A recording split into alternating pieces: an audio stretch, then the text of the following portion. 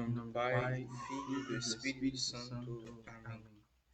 Vinde, Espírito Santo, e enchei os corações dos vossos fiéis, e acendei neles o fogo do vosso amor. Enviai o vosso Espírito, e tudo será criado, e renovareis a face da terra. Oremos. Ó Deus, que instruíste os corações dos vossos fiéis, com a luz do Espírito Santo, fazei que apreciemos retamente todas as coisas, segundo o mesmo Espírito, e gozemos sempre da sua consolação. Por Cristo Senhor nosso. Amém. Glória ao Pai, e ao Filho, e ao Espírito Santo, como era no princípio, agora e sempre. Amém. Santo Tomás de Aquino, rogai por nós. São José, rogai por nós. Em nome do Pai, do Filho e do Espírito Santo. Amém. Muito bem, então boa noite para vocês, Fábio, Adelbar, todos que estão vendo essa gravação.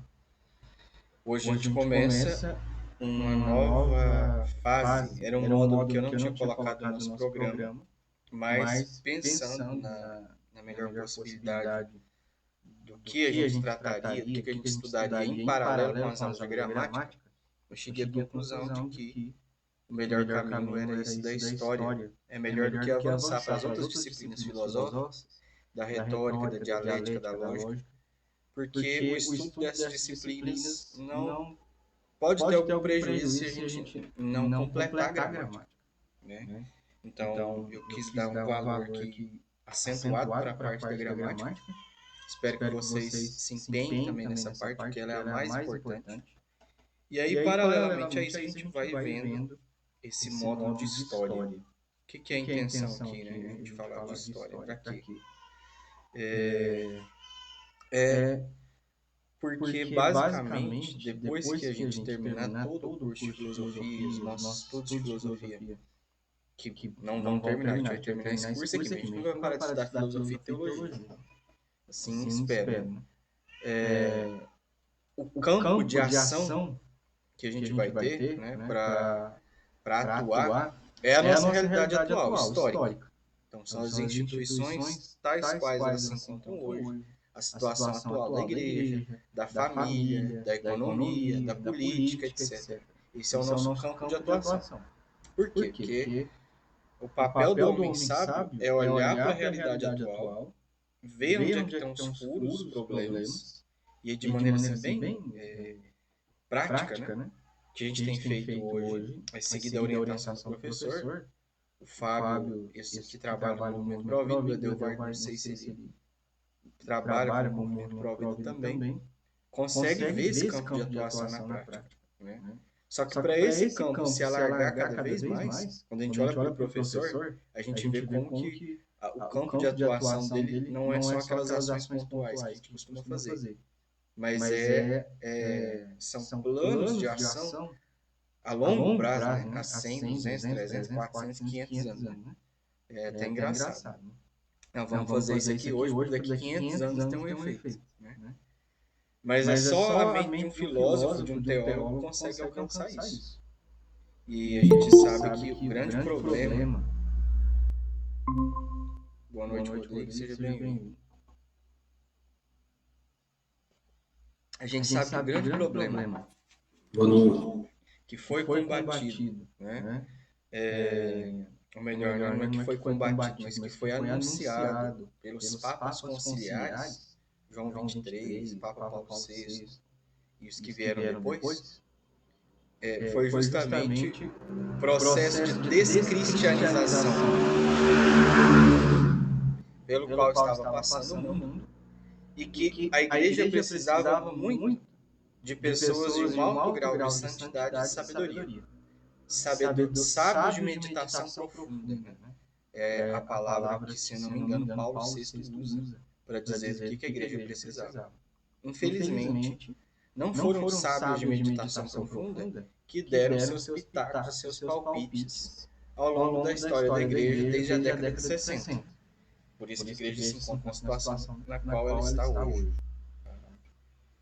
Então nós vamos passar por um período histórico, né, desde a história antiga até hoje. Primeiro, eu vou dar um panorama geral. A ideia era fazer isso numa aula só, Mas eu não sei se vai dar, não faço nem ideia. Tá? Eu imagino que não. Porque a gente sempre planeja uma coisa, acho que dá tempo, mas como aula de poética, eu achei que conseguiria dar tudo numa aula só, foram 4. Né? Porque às vezes a gente tem que esmiuçar certos assuntos. Então nós vamos dar esse panorama geral e depois a gente vai voltar lá na antiguidade e vamos analisando alguns fatos mais importantes, vendo obras, pelo menos tendo uma visão geral de cada coisa, como que as coisas se encaixam, sob qual ponto de vista. Porque para analisar a história a gente tem que ter o ponto de vista que a gente quer olhar, qual o sentido da história. Nós vamos ver sob o ponto de vista da igreja. Quer dizer, como é que se formou a igreja de Cristo? Quando foi o ápice da igreja? Quais os elementos que causaram a crise da igreja? Como é que a igreja se encontra hoje? E como ela pode sair da situação na qual ela se encontra? Esse vai ser a ideia que a gente vai usar aqui, certo? Tá, então quem quiser anotar, quem quiser... Seria bem interessante, porque nós vamos trabalhar agora com muita informação. Né? Quando a gente fala de formação, que é a filosofia mesmo, não são coisas para a gente ter na memória, ter simplesmente como dados, mas são uma educação intelectual. Nesse caso aqui agora não é. Nós vamos falar informações. Eu quero mostrar para vocês a situação para que, educando a nossa inteligência nas aulas de gramática e nas aulas subsequentes, a gente possa se apropriar cada vez melhor dessas informações que eu vou dar aqui e atuar futuramente, né, fazendo alguma coisa para ajudar a igreja a sair dessa crise. Certo? Tá, então vamos lá. Existe uma divisão que é tradicional da história, né? Que é dividir a história humana em 4 idades. A gente chama de idade antiga, aquela que começou mais ou menos 4.000 anos antes de Cristo, com a invenção da escrita, até mais ou menos o ano 500. Né? Eles colocam a data de 476 depois de Cristo, mas aqui eu não quero ser preciso. Então, nessa primeira abordagem, eu não quero ser preciso em nada, eu quero só dar o panorama geral, o esquema geral. Então, mais ou menos até o ano 500, né? Com a queda de Roma. E aí se inicia a Idade Média, que vai mais ou menos de 500 até 1500. Então, um período de 1000 anos. Né?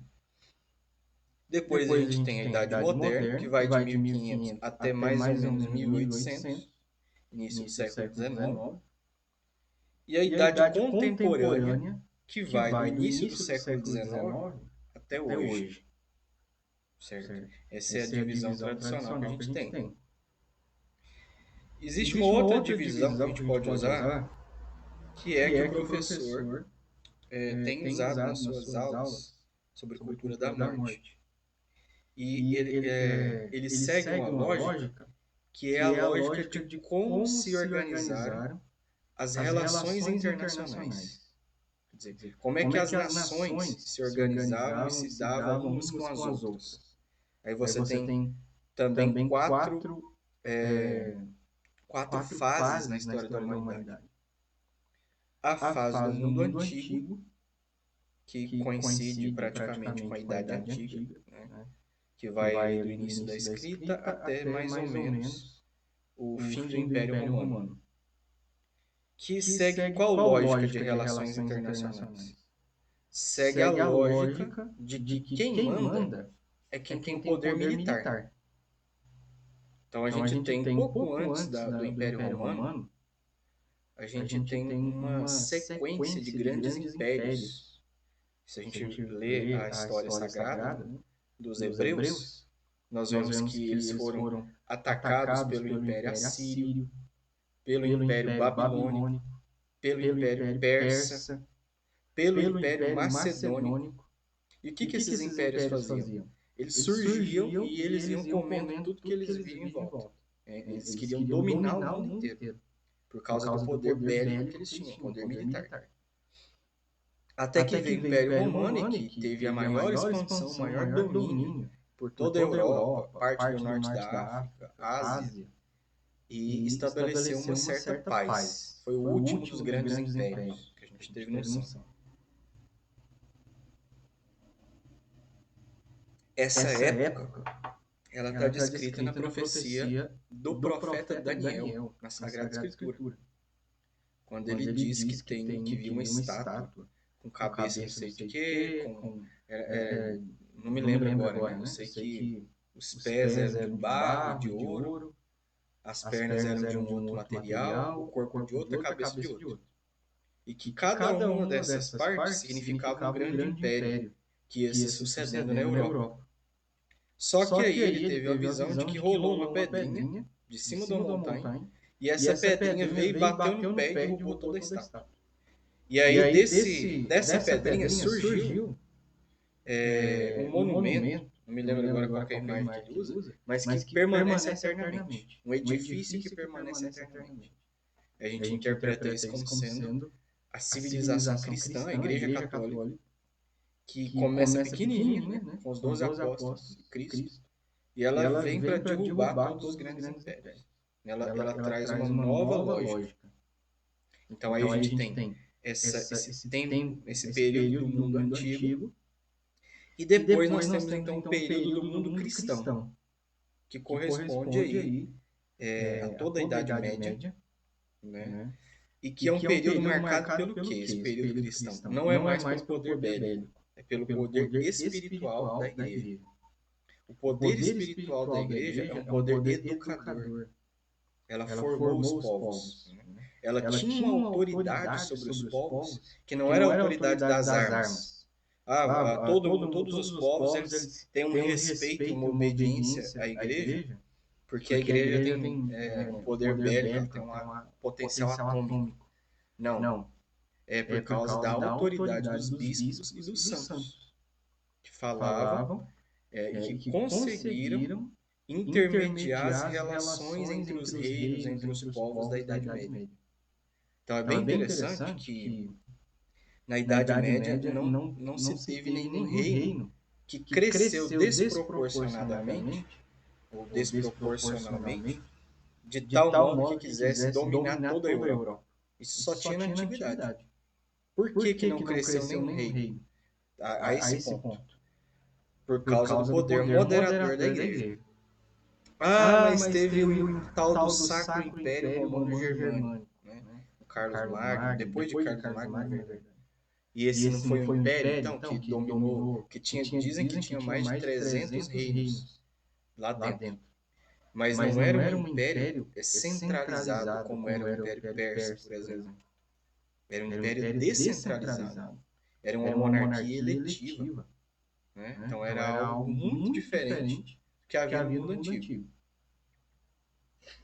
Só que aí, nós vamos ver que aconteceram uma série de coisas que levaram a um acordo. Na verdade, levou a uma guerra. Que há muitos séculos já não tinha uma guerra desse nível mundial, que envolvesse várias nações, que foi a Guerra dos 30 Anos, no século XVII. Como consequência dessa Guerra dos 30 Anos, entre várias nações, que foi uma guerra que aconteceu depois da Reforma Protestante, quer dizer, o que a Reforma Protestante fez? Ela quebrou a unidade de ensino, né, e de moderação que a igreja tinha sobre os povos. Se a igreja não é mais uma só, agora são várias, então esse poder moderador que ela tinha agora acabou, porque se as várias nações não têm mais a unidade religiosa, ela não pode exercer esse poder. Aí teve essa Guerra dos 30 Anos, e para resolver a guerra, como a igreja não conseguia mais fazer muita coisa, eles fizeram um tratado de paz, que ficou conhecido como o Tratado de Westfália, ou Westfália, de 1648.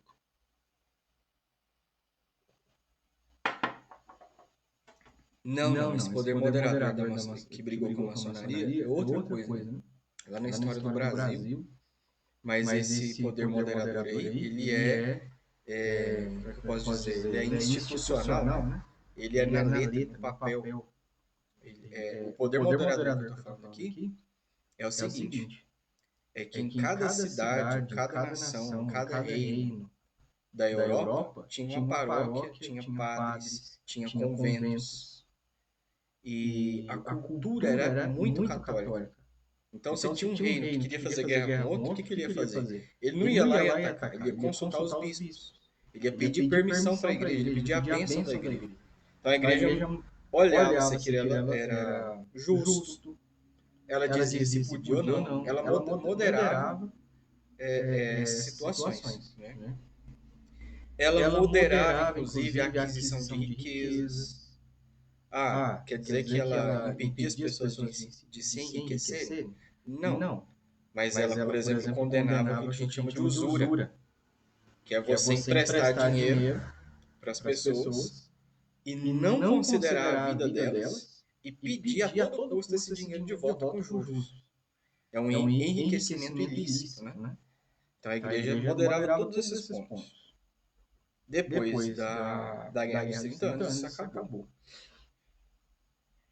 que foi esse Tratado de Westfália? Foi um acordo de paz para que não houvesse mais guerras.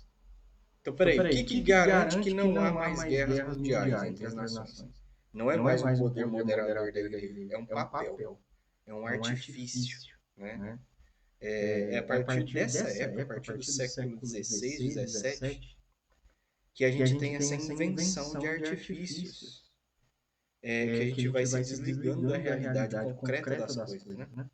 A Idade Média era um período muito arraigado, em que as coisas eram, as noções, as ideias eram muito arraigadas na realidade concreta, né? Na natureza das coisas, na lei natural, né? na metafísica, e que foi se perdendo aos poucos. Então achou-se que você assinando um tratado de paz, você iria manter essa paz. E daí vieram outras guerras piores depois. Então a gente tem, depois da Revolução Francesa, Napoleão. Napoleão ele quis ter um domínio da Europa inteira também. Começou a dominar tudo. Dominou Espanha, dominou Portugal. Quando ele domina Portugal, é daí que Dom João VI vem para o Brasil, tal, e começa toda a saga da independência brasileira. Mas foi uma espécie de guerra mundial depois, com Napoleão. Depois de Napoleão fizeram outros tratados, né, que eu não me lembro agora o nome. E depois a gente teve no século XX a Primeira Guerra Mundial, mostrando então que esse modelo de tratado de paz estava fracassado. Passou pouco tempo, tivemos a Segunda Guerra Mundial, no mesmo século XX. E agora, qual que é o critério que mantém a paz no mundo? Né? Não é mais o poder moderador da igreja e nem papel. Mas agora é uma espécie de...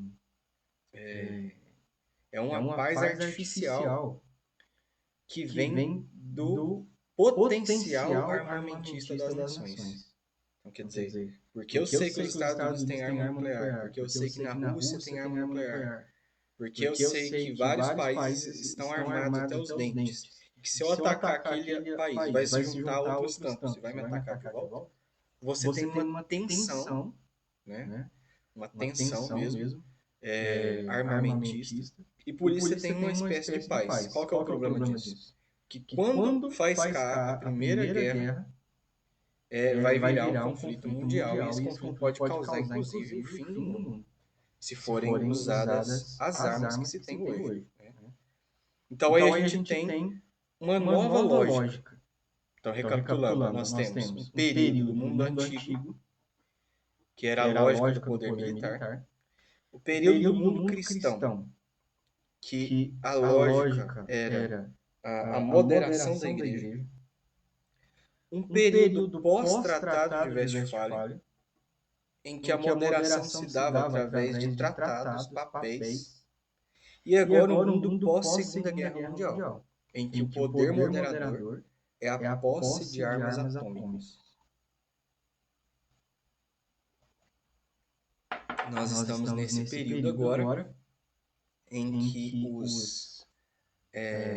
as pessoas que detêm poder político, poder econômico no mundo, elas gostam, elas querem, elas têm um interesse, não sei se é bom ou se é mal, de querer rodar o mundo, né? Não querendo julgar a ação das pessoas, supondo a boa intenção das pessoas, o que a gente vê hoje é um aparelhamento do mundo por parte das pessoas que detêm o poder financeiro para desconstruir toda a cultura, toda a civilização ocidental, tudo que a gente vai falar aqui, tendo como justificativa principal o desarmamento dos países e a impossibilidade de uma guerra atômica. Né? Então, toda essa ideia que a gente escuta aí, o governo mundial, a nova ordem mundial, o grande reset, tudo isso aqui, no fundo, se a gente for estudar, a justificativa maior é qual? É para evitar uma terceira guerra mundial. É para evitar um conflito de proporções catastróficas que possam acabar com o mundo tal qual a gente entende ele hoje. Nós vamos ver também que isso tem um sentido. Faz um sentido sim, porque se você olhar para os períodos onde houve maior paz no mundo, e isso pessoas ligadas à elite financeira estudaram isso já há muitos séculos, elas estão estudando, desde Kant diz tudo isso aí. Períodos de paz, a gente teve a Pax Romana, foi um período de paz, porque Roma dominou tudo, acabou com os conflitos. Quando teve lá a independência dos Estados Unidos e se estabeleceu uma federação, também foi um certo período de paz. Quando a igreja moderou os povos na Idade Média, também foi um período de paz. Então, se tem a ideia seguinte, de que você precisa de um governo central que possa dominar todos os povos para que você evite as guerras. Né? Então, a ideia de se construir um governo mundial hoje para evitar uma terceira guerra mundial, ela faz sentido? Faz. Né? Tem um autor chamado Kingsley Davis, que escreveu um livro, A Sociedade Humana. Deixa eu pegar para vocês aqui.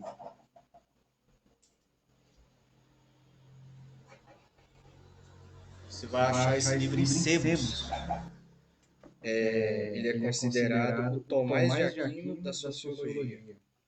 Né? É importante que todo mundo que quer estudar a fundo esses temas tem esses livros na sua biblioteca. São 2 volumes, A Sociedade Humana, em que ele vai fazer uma análise da sociedade, né, como uma dissecação do que é a sociedade humana, e uma conclusão que ele chega é de que o mundo, com certeza, no final, né, do jeito que ele está caminhando hoje, daqui a alguns anos, ou nós vamos ter um caos social muito grande, ou vai ser preciso construir um governo mundial.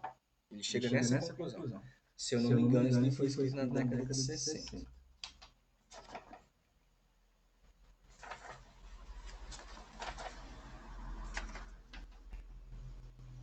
Isso, década de 60, primeira edição, junho de 64.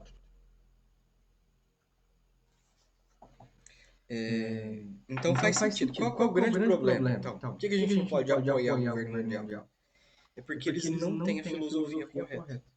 Eles não têm a visão metafísica correta, da qual se deriva uma visão política correta. Qual que é a visão política correta? A visão realista da política, que é de Santo Tomás de Aquino e que é de Aristóteles. É a visão de que uma monarquia, para ela funcionar bem, para que você tenha um governo central, como houve na história da igreja, e como eles estão querendo fazer agora com o governo mundial, você precisa de virtude. O governante, o monarca, ele só vai conseguir governar da maneira correta se ele tiver a virtude da prudência em alto grau. Né? Ele tem que ter a virtude da prudência para poder governar em altíssimo grau. Só que só tem a virtude da prudência em altíssimo grau quem tem a virtude da justiça. A justiça é aquela virtude que nos dá a capacidade de enxergar a realidade tal qual ela é, sem a interferência das paixões. E só tem a virtude da justiça em excelência quem tem a virtude da fortaleza. Quem conseguiu dominar os seus impulsos, a sua sede de destruição, né? E só tem a virtude da fortaleza quem tem a virtude da temperança. Ou seja, quem dominou seus próprios impulsos. Né? Beleza, então tá.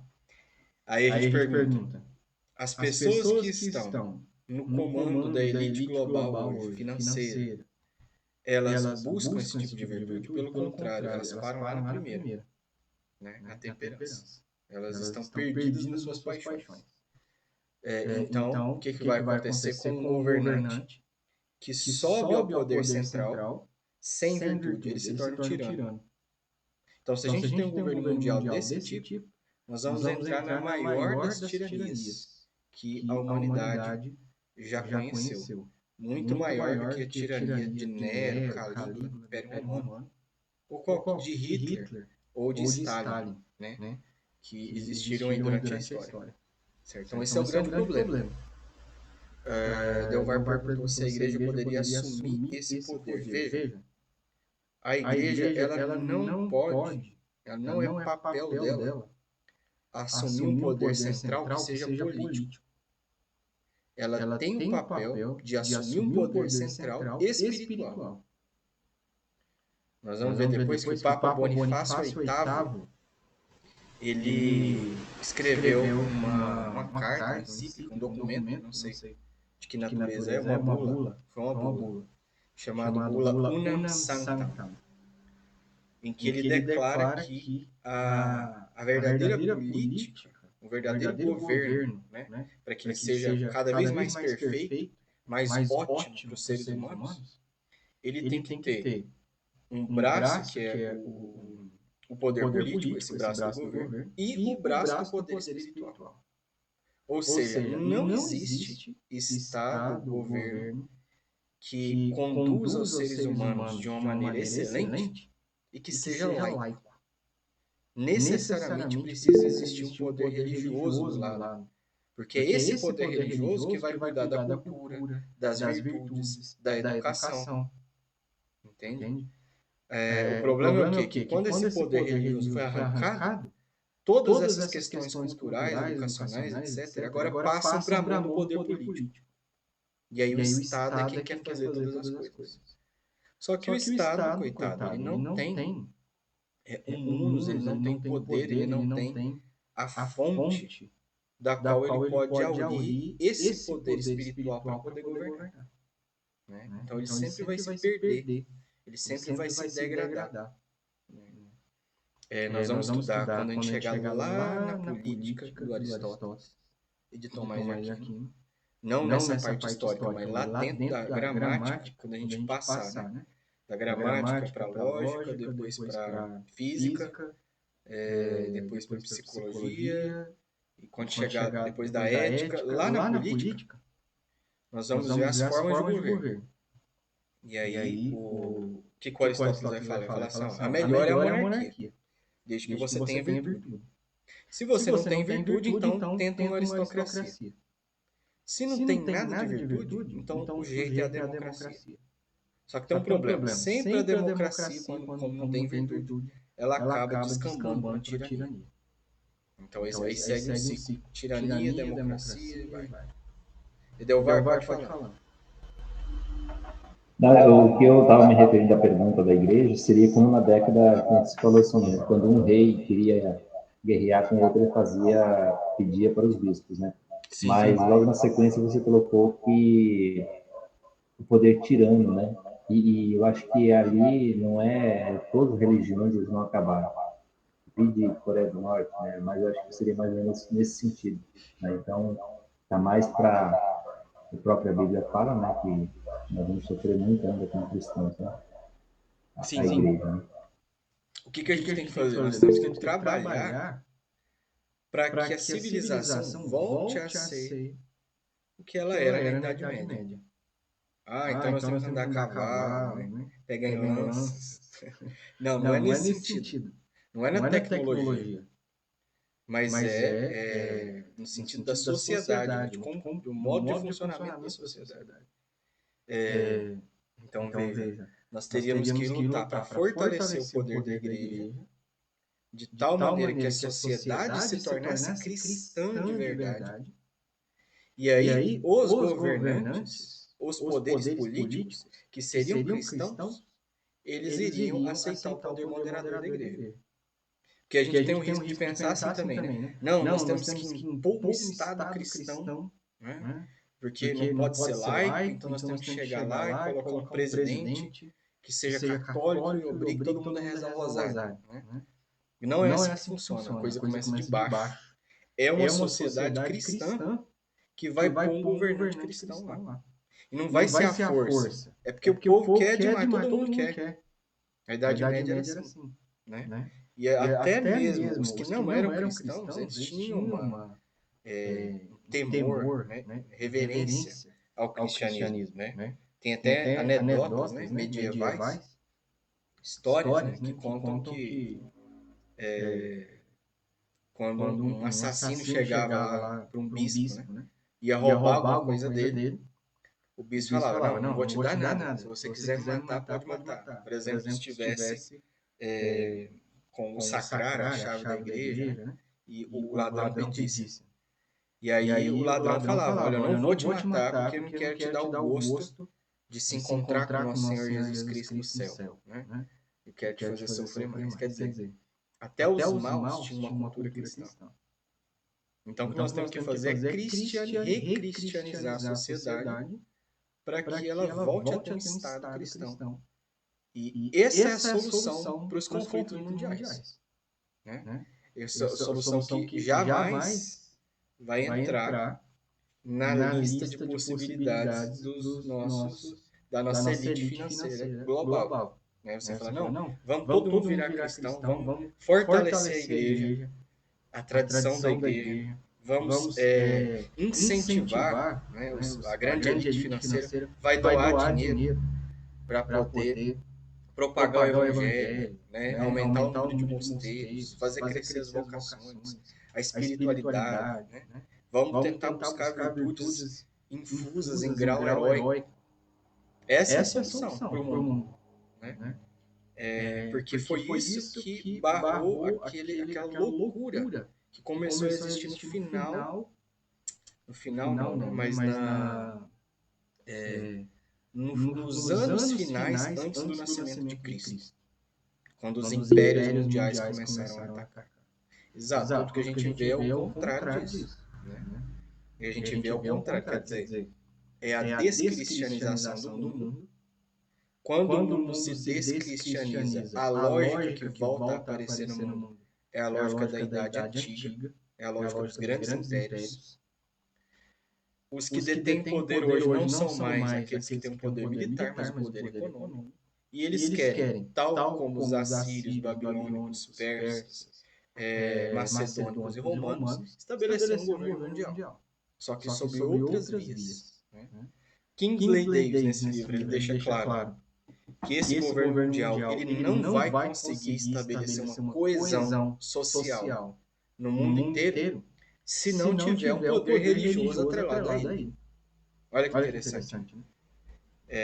Então, vai ter que ter uma religião aceita pela maioria da humanidade. Uma religião que vai validar esse governo mundial. E aí vocês vão tirando as suas próprias conclusões, né?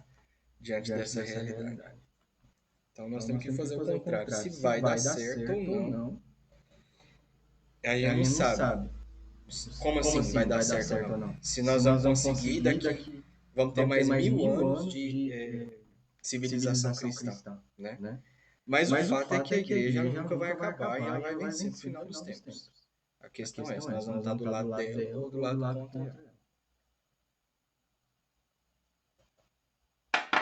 Certo? Tá, então vamos agora caminhar. Não nos detalhes, mas no panorama geral. Tá. primeira coisa que a gente tem que ter noção é a seguinte. O mundo antigo é esse mundo dos grandes impérios, né? E claro que o mundo, depois de Jesus Cristo, o mundo cristão, herdou um pouco de cada coisa. Um pouco de cada um desses impérios. Mas existem três pilares. Três civilizações antigas que são os pilares da civilização cristã. Porque essas três civilizações pegaram o que havia de melhor nas outras. Por exemplo, nós temos como é o nome mesmo daquela civilização que se desenvolveu em torno dos rios Tigre e Eufrates, a Mesopotâmia. Nós temos muita coisa que veio da Mesopotâmia, da Fenícia, dos caldeus, do Egito. O Egito Antigo é um dos maiores impérios que a Terra já viu. A gente herdou coisas do Egito Antigo, muitas coisas, né? Dentre elas, ideias que proporcionaram o surgimento da filosofia na Grécia. Então, existem três civilizações que beberam de todas as outras e pegaram aquilo que havia de melhor. Que depois a igreja pegou dessas três o que havia de melhor, tirou o que não prestava e surgiu a melhor civilização de todas, que é a cristã. Quais são essas três? A civilização judaica, você pode chamar de hebreus, depois de israelitas e de judeus. A civilização grega e a civilização romana, que foram se unindo aos poucos. Então nós temos essas três, né? O que de principal se pegou de Israel, da civilização judaica? Foi a revelação, o Antigo Testamento. A revelação escrita, né? A revelação escrita a qual Jesus veio levar à perfeição. Então é a principal. É daí que vem toda a teologia. O que a civilização cristã herdou da Grécia? Herdou a filosofia, o pensamento racional. E o que herdou de Roma? O direito, principalmente o direito romano.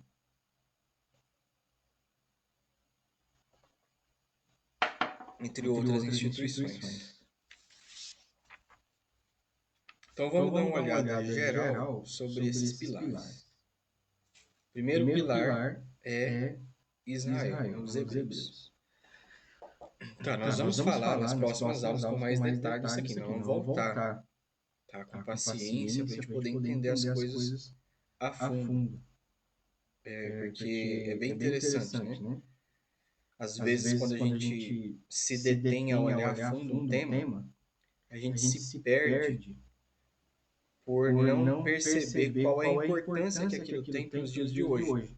Por exemplo, vai estudar a história de Roma Antiga. Para quê? O que tem a ver com o mundo hoje? Mas tem muita coisa a ver.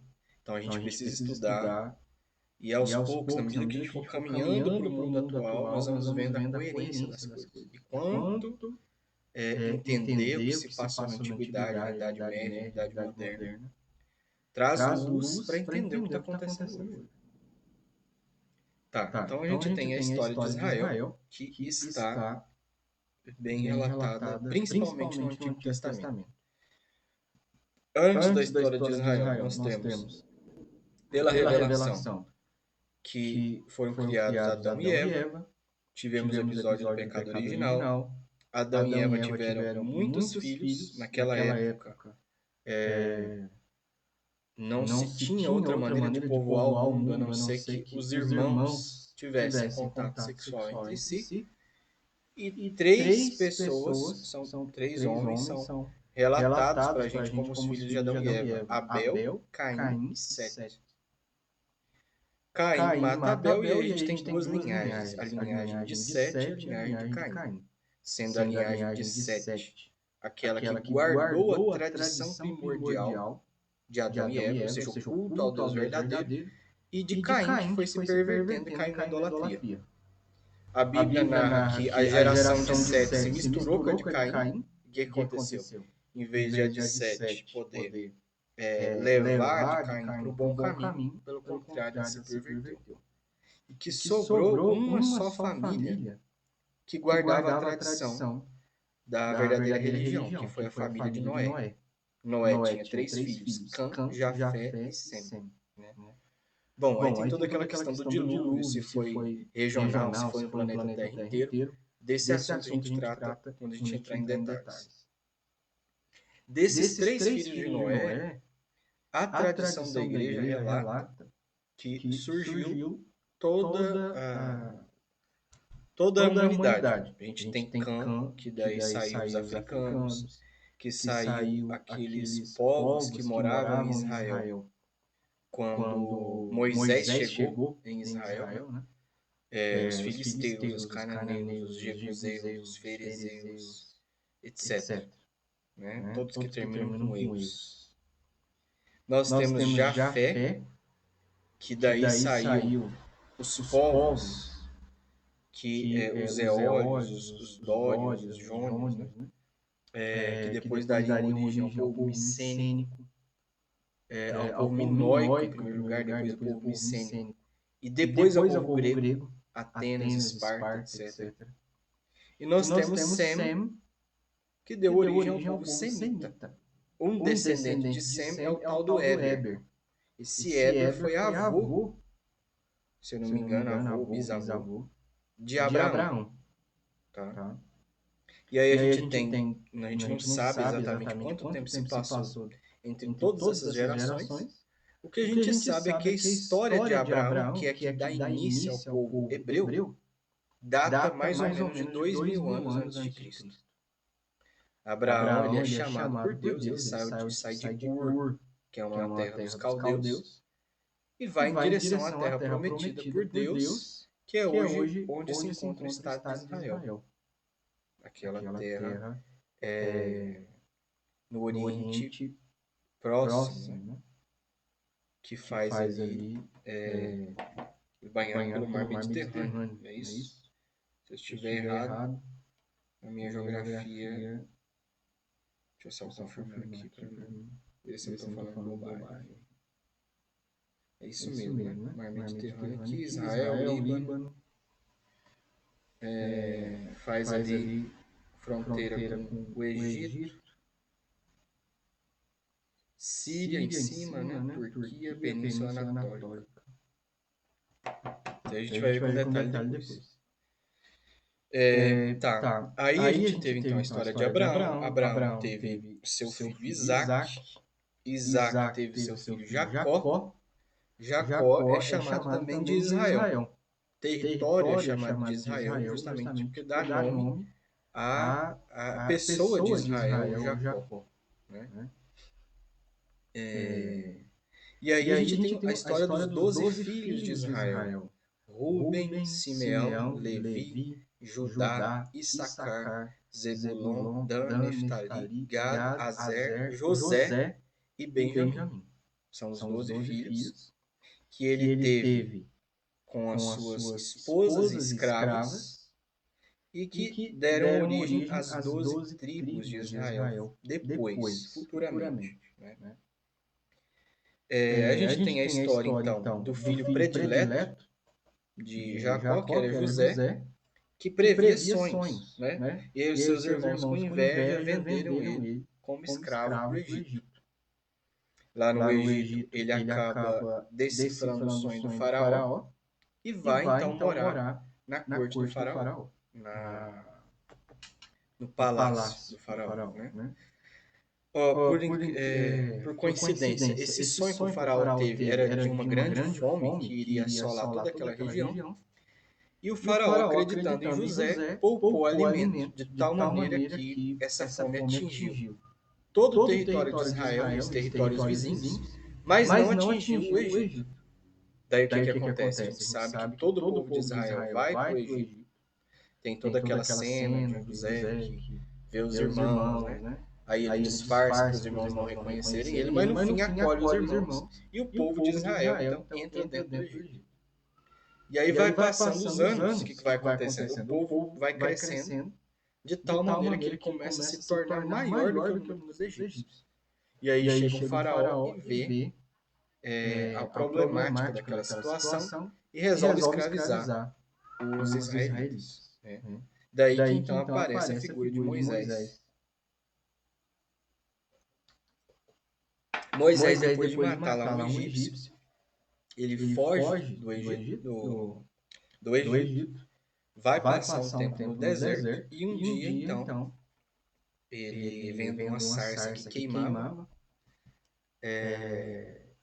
então interpelado por Deus. Né? Deus fala para ele que ele é aquele que é, eu sou o que sou, e pede para que Moisés, então, volte ao Egito e retire e liberte todo o povo de Israel. E que o leve de volta para a terra prometida. Daí acontece, então, todo aquele episódio das 10 pragas, né? Moisés, então, depois da 10ª praga, com a morte do filho do faraó, consegue conduzir o povo para fora do Egito. Ele abre o Mar Vermelho, passa, o mar fecha, mata todo mundo ali, os egípcios. Moisés canta aquele hino de vitória que a gente canta na Vigília Pascal, é um dos salmos responsoriais, muito belos, né? Cantemos ao Senhor, porque fez brilhar a sua glória. Matou o faraó, cavalos e cavaleiros. Afundou no mar. É muito bonito. Porque isso tem um sentido espiritual, né? Profundíssimo. Depois, então, tem o episódio do Monte Sinai, ele recebe as tábuas da lei, os 10 mandamentos, né? E ali aquilo é a base da cultura dos hebreus. Não só os 10 mandamentos, mas toda a lei que é descrita com pormenores em toda a Sagrada Escritura no Pentateuco. Quando ele chega na beira da entrada da Terra Prometida, Moisés morre. E quem lidera a entrada é Josué. Né? Aí tem todo o livro de Josué que narra de forma belíssima, né? Tomada de Jericó, a tomada de Ai, que é uma cidade famosa, que chega a ser, não é divertido, né? Mas é interessante, é gostoso de ler a história das batalhas, né? Das conquistas. Porque quando o povo de Israel chega na sua terra, ela está toda dominada por outros povos. E todo o livro de Josué e depois o livro dos Juízes é mostrando como é que Deus vai conduzindo o seu povo para tirar o domínio desses povos pagãos e entregá-lo a Israel. E aí, isso não se dá de uma vez só, isso se dá em vários séculos, né? O livro dos Juízes narra que depois da morte de Josué, quem assumiu o poder em Israel foram juízes, que eram líderes políticos e espirituais. Aí a gente tem a história de Gedeão, Sansão, Jefté, Débora, né? E o último é o sacerdote Eli. Né? Toda essa história é marcada por altos e baixos. É muito interessante ler o livro dos Juízes, porque a gente vê esses altos e baixos. Né? Quando eles estão na fossa, o povo de Israel está sendo dominado, eles apelam: Deus tenha misericórdia de nós. Nós traímos Deus, vamos voltar, vamos fazer jejum, penitência, para que Deus possa nos salvar. Aí surge o juiz e liberta Israel. Aí quando o povo está liberto, está tranquilo, está podendo cultuar Deus livremente, eles se envolvem com o paganismo, né? E caem de novo na idolatria. Quando eles estão no fundo do poço, aí, porque o povo estrangeiro vem e toma conta de tudo, eles clamam a Deus de novo. Mas por que acontece esses altos e baixos? É porque Deus quer mostrar. Isso é um ensinamento importantíssimo, né? Porque tem que cair a ficha para nós, inclusive. É aquela frase de Nosso Senhor que diz: sem mim nada podeis fazer. Fala, olha, todos os povos, eles se gabam, né? Eles põem a sua confiança nas suas armas. Vocês só vão conseguir vencer se vocês colocarem confiança em mim. A história de Israel inteira é assim. A igreja é a mesma coisa. Se a igreja começa a tirar os olhos de Jesus, da Eucaristia, da fé, da tradição da igreja, e começa a voltar os olhos para o poder político, para querer fazer barganha com a política desse mundo, ela vai passar por uma crise por chapuletadas, né? E vai sair só quando voltar os olhos para Deus de novo. É sempre assim, a gente nunca aprende. Daí tem a história do sacerdote Eli, né? Você já deve ter ouvido a história, tem algumas leituras da missa, que o sacerdote Eli tinha 2 filhos maus, né? E que ele foi punido porque ele não educou seus filhos. E aí ele recebe como discípulo o filho de um homem chamado Eucana e de uma mulher Ana, que eram inférteis, mas que depois de uma prece muito grande de Ana, está lá no livro de Samuel, ela fica grávida de Samuel, e eles entregam Samuel para ser sacerdote. Daí tem aquele episódio que Deus chama Samuel, né? Samuel, fala, Senhor, que o teu servo escuta. Samuel profetiza então a morte de Eli, quando, se eu não me engano, os filisteus vencem uma guerra, tomam a Arca da Aliança, matam os 2 filhos de Eli, e quando Eli fica sabendo disso tudo, ele desmaia, cai, bate a cabeça e morre. Né? E aí Samuel, então, é quem assume o comando ali em Israel, e o povo pede um rei. Samuel vai sagrar Saul como o primeiro rei de Israel. Saul é um grande rei, a gente está aqui mais ou menos em 900 a.C. Só que Saul começa a cometer erros, né? O primeiro erro dele foi ter oferecido um sacrifício a Deus, por não ter tido paciência de esperar o profeta Samuel chegar. E depois disso ele vai só decaindo, né? Que aí o profeta então anuncia que o trono, o cetro vai ser tirado dele, vai ser passado a outro.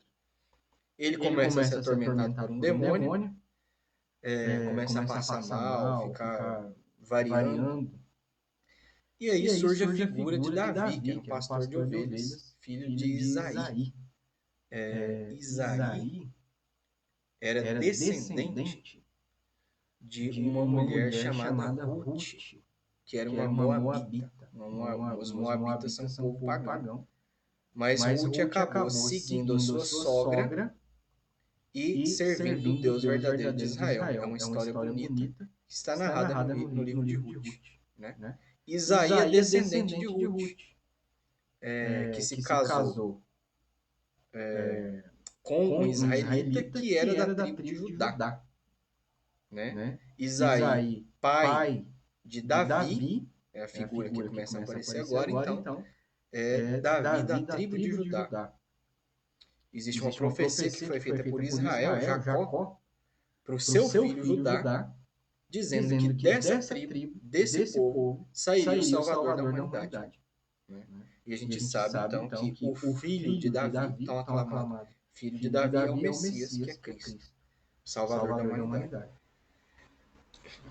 Saul começou a frequentar o palácio Davi começou a frequentar o palácio de Saul para tocar flauta e cítara, porque isso expulsava o demônio, amenizava as crises que ele tinha. Né? E daí ele acabou, então, fazendo uma certa amizade com Saul. Depois de um tempo, numa guerra contra os filisteus, Davi aparece do nada na guerra e se oferece para lutar contra um homem, um brutamontes do exército filisteu, que estava querendo, ameaçando Israel, que era o tal do Golias. E aí Davi tem aquele episódio que ele pega a pedra e taca na cabeça do Golias, mata. E aí começa a gritar, né? Olha, Saul matou 1000 filisteus, mas Davi matou 10.000, né? E Saul morre de inveja, começa a ficar grilado. Vai lá no Davi para ver quem que é esse cara. Quando ele olha, ele reconhece que Davi era o tocador de flauta, que expulsava o demônio dele. Daí vão acontecendo uma série de coisas e Davi vai ficando cada vez mais próximo do rei, se torna membro do exército real, vai sendo aclamado pelo povo, a inveja de Saul vai crescendo, e Saul então começa a querer matar Davi. E aí a gente tem toda a história ali no livro dos Reis, que é bela, né, que vai mostrar a perseguição implacável de Saul contra Davi. E muitos salmos foram escritos nessa época, quando Davi estava sendo perseguido por Saul. A gente tem a figura do filho de Saul, Jonatas, que era um amigo íntimo de Davi. E a gente tem uma grave falta de Saul, depois daquela falta do sacrifício, né? Que é quando Saul vai consultar a necromante. Ele vai numa mulher espírita, né? E pede que ela invoque o espírito de Samuel para perguntar o que ele tem que fazer. E aí ela invoca Samuel. Samuel aparece mesmo, Deus permitiu que aparecesse, né? E ele diz, olha, o seu reino já era, né? Você vai perecer, porque você só está cometendo pecados após pecados. E Davi vai subir no trono. Passa um tempo, então, tem uma guerra ali entre os filisteus. Não me lembro agora se são os filisteus mesmo. Mas eu sei que nessa mesma época dessa guerra, Davi e os seus seguidores estavam exilados numa terra pagã. E aí, esses pagãos matam Saul, matam Jonatas, e então vem Davi e assume o trono. Assumindo o trono, então, você tem todo o reinado de Davi. Daí tem aquele episódio da queda de Davi com Betsabé, né? Ele vê lá um dia que quando está tudo em paz, né? Depois de já ter conquistado Jerusalém, né? Isso é importante, foi Davi quem conquistou a cidade de Jerusalém. Até então, nenhum tinha conseguido conquistá-la. E ele então se casa com Betsabé depois da morte do Urias e tem um filho com ela. Deus punindo, né, esse pecado faz com que o filho de Davi morra, mas que depois os seus outros filhos vivam. E aí a gente tem, depois da morte de Davi, quem vai reinar no seu lugar é Salomão, o rei sábio, o rei que pediu para Deus sabedoria. Salomão constrói o templo que Davi já queria ter construído, mas é construído por Salomão. Ele se torna um grande sábio, né? O templo é onde está a Arca da Aliança. Depois Salomão acaba se casando com mulheres pagãs, né? Ele teve, não me lembro agora o número, mas acho que chutar mais ou menos 800 esposas, por aí, né? Isso aqui foi na casa das centenas de esposas, né? E imagina quantos filhos ele não teve, né? Loucura. E ele se corrompeu, porque a idolatria começou a entrar no território de Israel de novo por causa das mulheres, né? Que muitas eram pagãs. Depois da sua morte, o reino de Israel foi dividido em dois. Aí a gente tem uma parte da história aqui um pouco mais complexa, que nós vamos aprofundar depois. O reino de Salomão é dividido em dois. Você tem o reino do norte de Israel, com o governante ali, o rei Jeroboão, que é um filho de Salomão, e no sul o reino de Judá, com Roboão. O reino do norte de Israel, ele é invadido pelo Império Assírio, e aí é assolado completamente. E fica só o reino do sul, o reino de Judá. É daí que o povo hebreu e israelita começa a ser chamado de judeu, né? Por quê? Porque agora só tinha o reino de Judá. Esse reino de Judá, ele é invadido pela Babilônia. Eu até errei na minha anotação aqui. A Babilônia invade, então é nessa época, essa invasão foi predita pelo profeta Jeremias. É daí que tem e daí que faz parte o profeta Daniel, o profeta Ezequiel. E nesse cativeiro da Babilônia, quando o povo de Israel é levado cativo para a Babilônia, é que acontece uma certa corrupção do judaísmo. É daí que começam a surgir as sinagogas, começa a surgir um livro sagrado que é chamado de Talmud, porque o livro sagrado era só a Torá era a lei escrita. O Talmud é uma série de leis e de ensinamentos orais dos judeus, né, que começa a ter uma importância maior do que a própria Torá. É daí que começa a perversão do judaísmo, que vai culminar nos judeus na época do Cristo, quando Jesus ele criticava o farisaísmo. Ah, por que vocês se preocupam aí com lavar copo, com lavar as mãos, mas vocês esquecem do essencial? Quando é que começou essa corrupção? Começou aqui, lá no cativeiro da Babilônia. Tá? E é daí que surge também, né, isso é bem interessante, existe uma análise que é feita sobre isso em vários momentos da história. Quem faz essa análise é aquele professor chamado Orlando Fideli. É um professor tradicionalista lá da Monfort, né? A gente não é obrigado a acreditar em tudo que eles falam ali, concordar com tudo. Mas ele tem uma análise histórica interessante, que em alguns períodos da história acontece uma divisão, uma parte, um surto de racionalismo, né? Apego à lei, as coisas racionais, e uma outra parte esotérica. Então, na mesma época que surgiu essa parte judaica, mais voltada para as leis orais, surgiu também um esoterismo judaico, chamado de Cabala. Foi nessa época que também surgiu isso. Bom, depois surge então o Império Persa. Ciro, rei da Pérsia, acaba com tudo, né? Invade tudo, destrói os babilônios.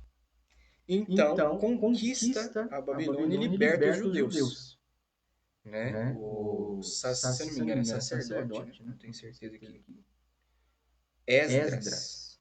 Né? O Esdras, aquilo que está narrado no livro de Esdras, é o que vai conduzir os judeus de volta para Israel para reconstruir a cidade de Jerusalém. Né? E aí eles vão então reconstruindo, e quando o Império Persa também cai, e quem está dominando tudo é o Império Macedônico, com Alexandre o Grande, o Alexandre Magno, que foi aluno de Aristóteles. Né?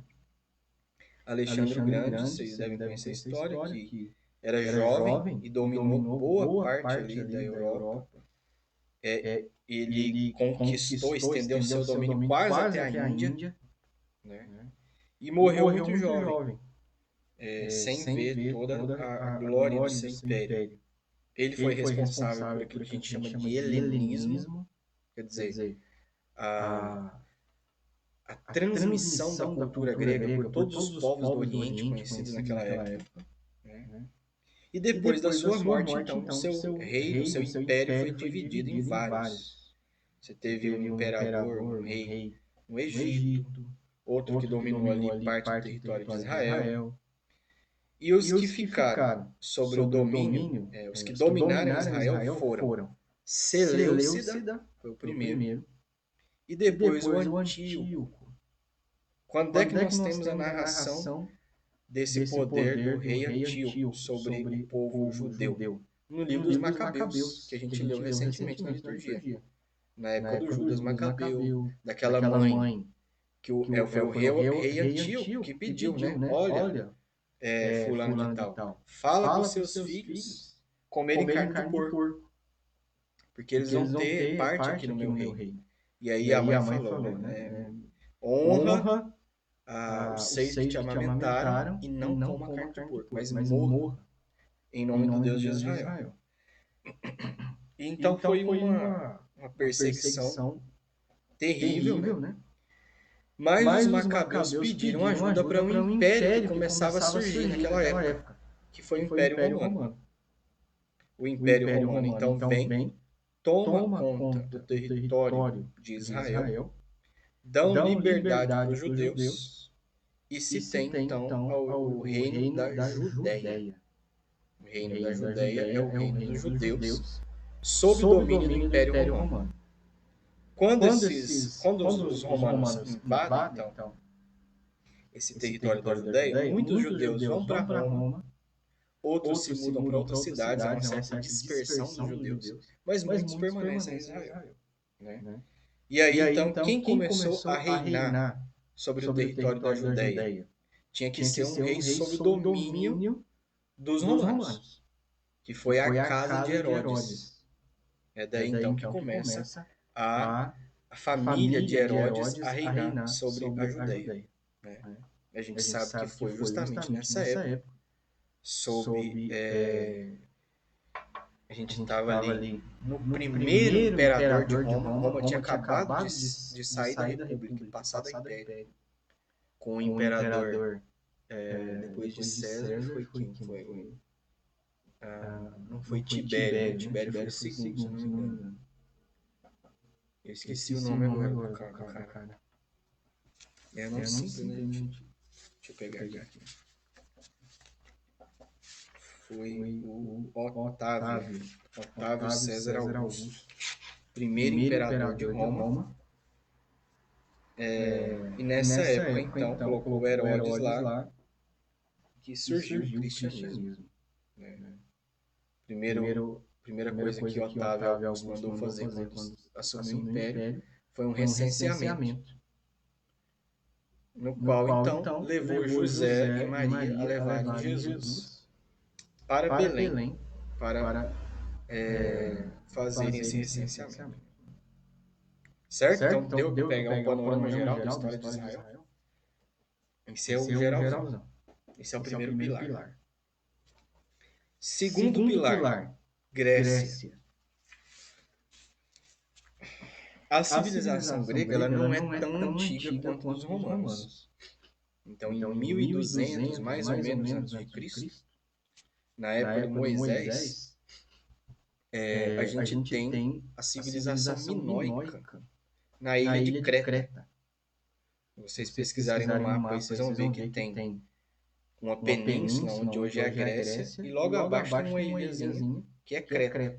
Né? É lá que tem aquele mito do Minotauro. Tinha um labirinto em Creta, tinha aquele homem com cabeça de chifre e tal. É a civilização minoica.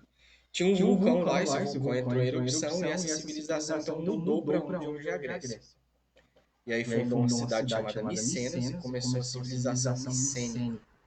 Daí vem outros povos de outras regiões, por causa de problemas naturais, se misturam com os micênicos e surgem 4 povos, né? Dórios, Jônios, Eólios, e mais um agora que eu não me lembro. Mas que esses povos que são aquilo que hoje nós chamamos de gregos. Né? Eles começaram a constituir cidades independentes. Então a gente não tem um reino da Grécia. Você tem um reino ali em Esparta, um reino de Atenas, de Tebas, e outras cidades, Corinto, cidades também onde hoje é a Turquia, né? Eleia, a cidade onde veio Tales, Mileto. São todas cidades gregas e que eram reinos. Elas todas começaram com monarquia. Nós vamos estudar depois lá na política de que o natural da civilização é isso. É você ter famílias que vão se unindo, formando unidades maiores até virar uma monarquia. E essas monarquias todas foram se corrompendo em aristocracia e democracia. Depois virando tirania. Foi assim em todas as cidades gregas. Tá? Aí a gente tem a história mais antiga da Grécia, das cidades gregas. Nós temos nos relatos de Homero, a Ilíada, né? Vai narrar a guerra de Troia, das cidades gregas contra a cidade de Troia. E a Odisseia, que vai narrar o retorno de um herói grego, o Ulisses ou Odisseu, para a sua cidade de Ítaca. Ele vai narrar suas aventuras. Né?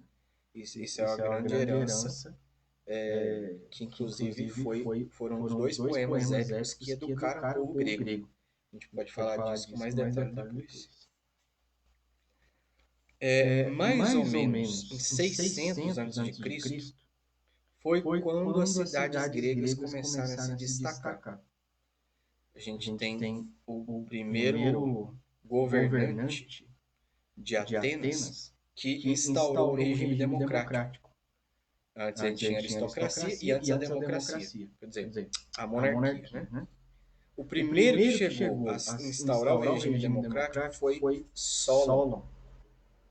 Solon, que inclusive foi aconselhado pelo primeiro filósofo que nós temos notícia na história, que é um filósofo pré-socrático.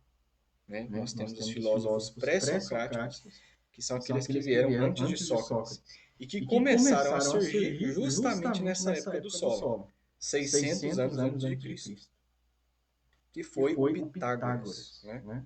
A gente tem vários pré-socráticos, o Pitágoras, o Parmênides, o Anaxímenes, o Anaximandro, o Melisso, o Zenão, o Demócrito, como é que é? Eu esqueci agora o nome, não pronunciar tudo errado. Né? É o cara que fala das sementes, né?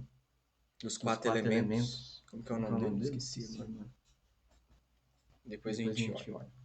Então, são todos filósofos que começaram a atividade racional da filosofia pela contemplação da natureza, que nós vamos tratar também com um certo detalhe quando a nossa parte histórica se deter sobre a Grécia. Tá? Depois, mais ou menos nessa mesma época, quando os persas começaram a dominar o mundo inteiro, dominaram Egito, dominaram Israel, né? Foi ali quando eles tiraram o povo do exílio da Babilônia. Tentando dominar o mundo inteiro, por incrível que pareça, eles perderam para a Grécia, para a cidade de Atenas. Né? A pequena cidade de Atenas conseguiu frear e não deixar que o Império Persa, que dominava o mundo inteiro, entrasse na sua cidade e dominasse. Né? Existem várias explicações para isso. Né? Uma delas muito interessante é que o povo grego, por causa da democracia nascente, era um povo que tinha um patriotismo muito grande, um sentimento, né, de nacionalismo, a gente pode dizer assim, de identidade muito grande, de serem atenienses, e isso os fazia lutarem com mais bravura do que o Império Persa, que era um império cujo exército era feito por mercenários, pessoas que o rei pagava para poder lutar na guerra. Né? Quem conta a história incrível dessa guerra é o Heródoto, num livro chamado Histórias, um dos clássicos também da literatura grega. Depois da Guerra dos Persas, começou então o período áureo, período de ouro para Atenas. Mais ou menos aí 300 a.C. Né? Foi a época do governante Péricles, mais famoso governante de Atenas. Né? O escultor Fídias, então a gente tem um boom nas artes, e do teatro grego de Ésquilo e Aristófanes. Por causa desse boom, desse crescimento de Atenas, a cidade de Esparta resolve reagir e tenta dominar Atenas. E entra em guerra com os atenienses. E aí tem então uma outra guerra, que é chamada Guerra do Peloponeso. Peloponeso é o território no sul de onde hoje é a Grécia. Né? E por incrível que pareça, Atenas, que havia vencido todo o Império Persa, perdeu para Esparta. Né? Também tem várias explicações da causa. Isso é muito interessante de estudar, porque isso ilumina todos os conflitos, né? As situações do mundo que a gente tem hoje. Os problemas da civilização são iluminados por causa disso aqui. Um dos motivos que se diz é porque uma lei da democracia ateniense era de que as decisões da guerra deviam ser democráticas. Então, o que nós vamos fazer agora? Isso não tinha na época do Império Persa, agora começou a ter. como é que nós vamos atacar Esparta? Como é que nós vamos defender a cidade? E era votado. Então não era um general genial quem definia a estratégia de guerra. Era o povo, cidadãos que queriam votar. Vamos fazer isso, vamos fazer aquilo. E aí, uma série de decisões erradas, os atenienses perdem a guerra do Peloponeso. Essa guerra está narrada no livro de Tucídides, que também é um outro clássico grego, né? São os pais da história, Heródoto e Tucídides. Tucídides escreveu o livro Guerra do Peloponeso. Nessa Guerra do Peloponeso, lutou uma pessoa que viria a ser fundamental, a mais importante em toda a história da filosofia e que teve, claro, influência dos pré-socráticos, que foi a pessoa de Sócrates. Né? Sócrates teve influência de Zenão e de Parmênides. Lutou na Guerra do Peloponeso. Né? A gente tem esses relatos no livro, que é interessante, eu nunca li, mas ele é difícil de achar. Eu achei em sebo caríssimo, que é do Diógenes, se eu não me engano, Laércio, que o livro se chama A Vida... como é que é o nome? A Vida dos Homens Ilustres, uma coisa assim, dos filósofos ilustres.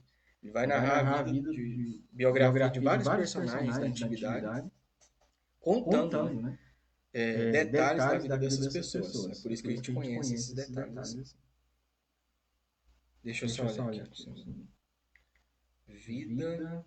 Deixa eu achar aqui. Diógenes... Aqui. Vida e doutrina dos filósofos ilustres. Também eu sei que tem outra que é não de filósofos, mas de governantes. Diógenes Laércio mesmo. E aí, então, Sócrates foi o pai da filosofia. Ele inaugurou o método filosófico. Ele mostrou qual era a atitude mental que deveria ter um filósofo, alguém que queria procurar a verdade. Seu maior discípulo foi Platão. Platão foi quem escreveu os diálogos socráticos, contando toda a doutrina de Sócrates. O Sócrates, então, morre, né? Ele é condenado à morte para tomar cicuta, veneno. E Platão, então, depois de viajar por várias partes do mundo, estudar bastante, lutar com vidas paralelas. Perfeito, exatamente. Esse também eu acho que é um livro, não sei se você achou aí, Rodrigo, fácil para comprar. Se tiver. Eu sei que também tem uma biografia do Sócrates que é do Xenofonte. Esse eu tenho aqui. Tá? Vale a pena também. Compra separadinho, né? Assim, uns pedacinhos. Então, eu tenho de Alexandre e César. Sim. Dos dois. E acha fácil? Achei. Mercado Livre. Achei. Tá. Certo. Vou dar uma olhada nisso aqui. Sócrates, então, morre, vem Platão. E Platão, depois de viajar e aprender bastante, compra um terreno. Dizem que era um terreno que tinha um bosque. E o nome do dono desse terreno era Academo. E é por isso, então, que ele funda ali a sua academia. Né? Então começa a academia platônica, que durou muito tempo. Dizem que durou 1000 anos. Né? Claro que ninguém conseguiu chegar à altura do mestre na sua academia. A única pessoa que superou o mestre Platão foi Aristóteles. Aristóteles, que era filho de Nicômaco. Nicômaco era um médico do rei Filipe, da Macedônia. Filipe era o pai de Alexandre o Grande. Quem educou o filho de Filipe, que foi Alexandre o Grande, foi o Aristóteles, o filho do médico dele, que era o Nicômaco. Daí o Aristóteles, em vez de continuar a escola platônica, ele funda a escola peripatética.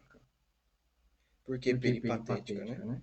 Alguns dizem que é porque ele dava aula nos pórticos das instituições gregas, atenienses, e outros dizem que é porque ele andava, né? Vem de peripatetikos, que é aqueles que estão caminhando. Ele dava aula andando para lá e para cá. Que inclusive é um costume que, não sei por que, alguns professores têm, né? Eu mesmo tenho essa coisa. Quando eu quero pensar num assunto difícil, eu não consigo parar na mesa e pensar. Isso é um assunto bem complicado. Eu tenho que sair e andar, né? E você vai pensando, vai tomando ar, vai vendo as coisas, e aí vai deixando a coisa fluir. É interessante isso aqui, né? Talvez eu seja um peripatetikos.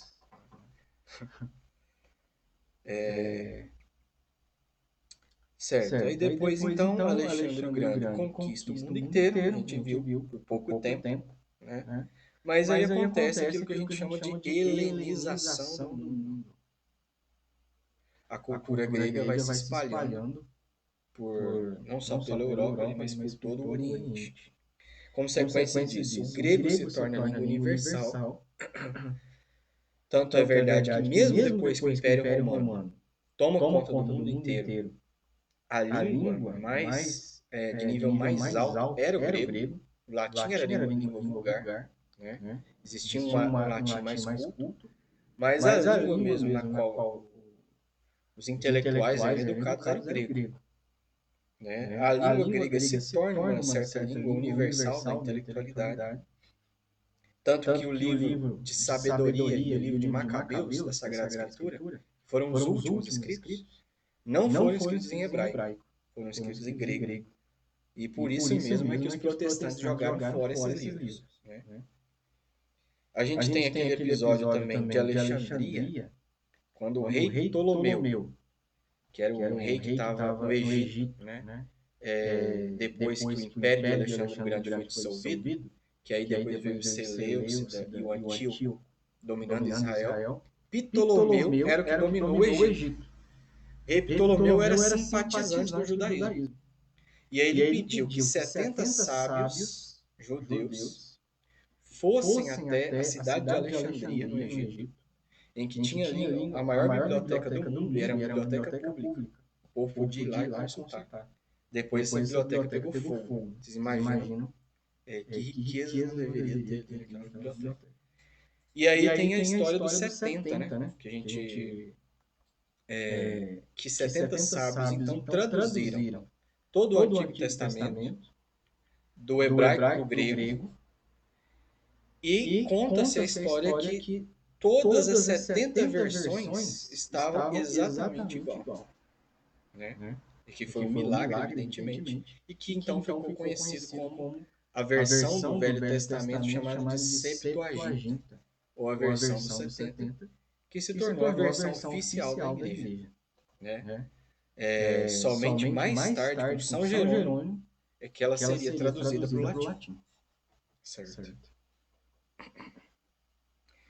Outra coisa que aconteceu também foi que a filosofia sofreu esse impacto do helenismo, só que negativamente. Infelizmente, não tivemos, depois de Aristóteles, ninguém que conseguiu superar Aristóteles. Né? Tanto que ele é chamado por Santo Tomás de Aquino de o filósofo. É o filósofo por antonomasia. Ou seja, é aquele que quem mais conseguiu, no nível racional, alcançar alturas elevadas. Né? Depois dele, então, a gente teve o período helenístico na história da filosofia.